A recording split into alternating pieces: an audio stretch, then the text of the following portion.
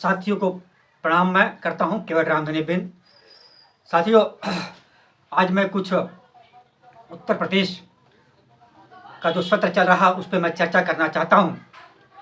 इस समय 2023 का शीतकालीन सत्र उत्तर प्रदेश का साथियों चल रहा है और बीजेपी की सरकार ने बहुत कम समय, लिमिटेड समय रखा है।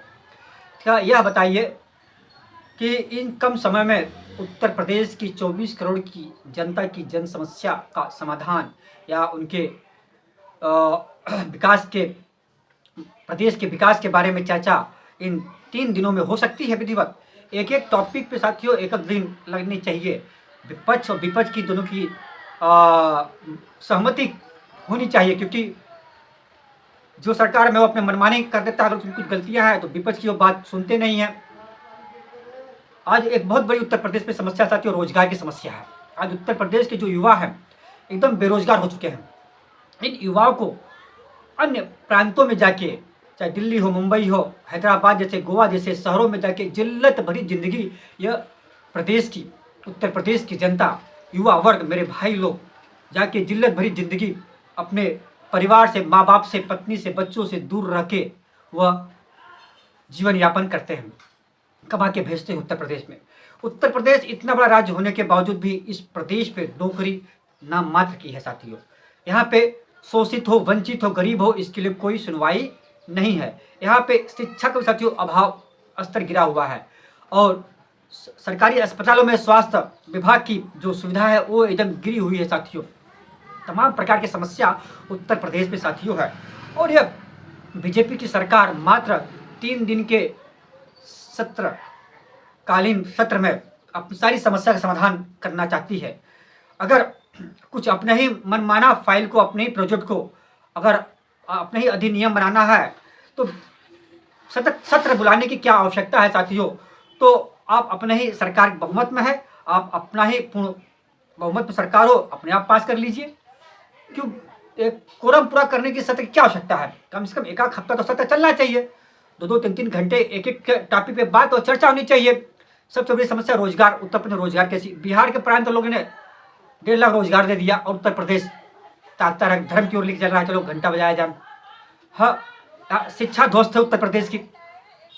हाँ, सरकारी विद्यालयों के अंदर बच्चे, अच्छे टीचर नहीं है, अच्छी पढ़ाई नहीं हो रही है।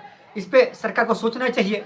अस्पतालों में अच्छा इलाज नहीं हो पा रहा है साथियों और किसान की जो फसलें हैं उनके दाम उचित मूल्य नहीं मिल पा रहे हैं। आज भी 1400, 1500 रुपये गेहूँ कुंटल है, उनके दाम है। आज 1400, 1200, 1000 रुपये के आसपास खाद मिल रहा है और उस जमाने में जब 400, 500 बोरी खाद मिलती तो भी मतलब गेहूँ और चावल का दाम उतने ही थे, आज भी उतना ही है। तो फायदा क्या हुआ? तो यह बीजेपी की सरकार सीधे सीधे इस देश के गरीब और शोषित कमेरावादी को एकदम खत्म करना चाहती है और यह सिर्फ सामंतवादी और पूंजीपति को बढ़ावा देने का काम कर रही है। आपने देखा जैसे गुजरात के अंदर अमित शाह ने कहा कि वोट दीजिए, आपको अयोध्या ले चलेंगे। वहाँ रोजगार की बात नहीं उन्होंने कहा, आपको शिक्षा स्वास्थ्य की बात नहीं किया, महंगाई कम करने की बात नहीं किया, धर्म की बात किया। अगर धर्म से साथियों अगर पेट भरने का काम होता तो पाकिस्तान वाले बहुत 5 टाइम नमाज पढ़ते हैं पाकिस्तान वाले, वहाँ क्यों नहीं उनका पेट भर जाता? साथियों पेट भरने के लिए साथियों रोजगार चाहिए, इस प्रदेश का विकास चाहिए। हर घर, हर रोजगार के हाथ में साथियों नौकरी चाहिए, तब जाके साथियों इस प्रदेश का और इन युवाओं का भला हो सकता है। लेकिन यह भारतीय जनता पार्टी की सरकार साथियों एक सोची समझी गरीबों के खिलाफ एक साजिश और रणनीति रखती है। 5 किलो राशन फ्री में दे देती है ताकि आप 5 किलो राशन लीजिए और कोई काम मत करिए। यह सीधे सीधे गुलाम बनाने की इनकी साजिश है। तो कहीं ना कहीं साथियों ये देखा गया है कि भारतीय जनता पार्टी की जो सरकार सीधे सीधे संविधान को लेके, अति पिछड़े समाज के लेके इसकी मंशा ठीक नहीं है। इसलिए साथियों 2024 के चुनाव में मैं सभी अति पिछड़े समाज से आह्वान करना चाहता हूं कि भारतीय मानव समाज पार्टी, भागीदारी परिवर्तन मोर्चा, माननीय बाबू सिंह कुशवाहा जी, जन अधिकार पार्टी के राष्ट्रीय अध्यक्ष, मैं केवल रामधनी बिन, हम लोग के साथ में आए और एक नया विकल्प चुने। भारतीय मानव समाज पार्टी सभी अति पिछड़े समाज के लिए दरवाजा खुला है साथियों। सबका सम्मान होगा, सबको हक अधिकार मिलेगा और सबकी साथियों लड़ाई लड़ी जाएगी। साथियों अब एक 17 अति पिछड़े सब बहुत बड़ा मुद्दा है, जो कोई राजनीतिक पार्टी इसे सीरियस नहीं ले रही है, न इस समाज का भला कर रही है। आरक्षण का मुद्दा केवट बिंद निषाद को कोई नहीं आवाज ही नहीं उठा रहा है। साथियों, जाति जनगणना का मुद्दा है।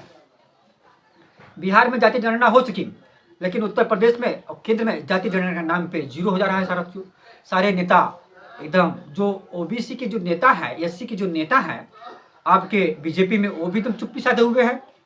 साथियों ध्यान रखिएगा, अगर आपके दरवाजे पे आएंगे तो पहले पूछिएगा उनसे, क्या आपने जाति जनगणना की बात की भाजपा सरकार में के? केवट बिंद निषाद 17 अति पिछड़े समाज के अधिकार आरक्षण की आपने बात की साथियों? अगर नहीं की तो साथियों उनको उल्टे पाव लौटा दीजिएगा। आइए भागीदारी परिवर्तन मोर्चा के साथ से मिले, कंधे से कंधा मिलाए और अपने हक अधिकार के लिए लड़ाई लड़े। जिसकी जितनी संख्या भारी, उसकी उतनी हिस्सेदारी। जय हिंद, जय भारत।